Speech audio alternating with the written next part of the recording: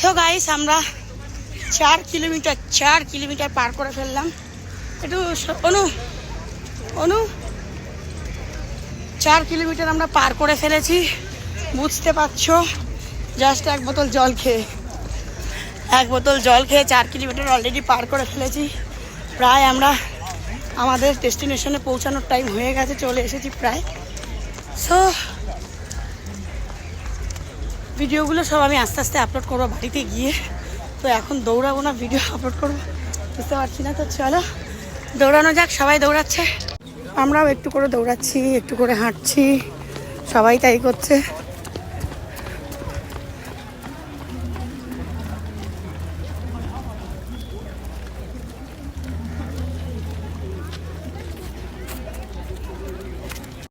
তো চলো আবার একটু দৌড় শুরু করি, হাঁটছি দৌড়াচ্ছি।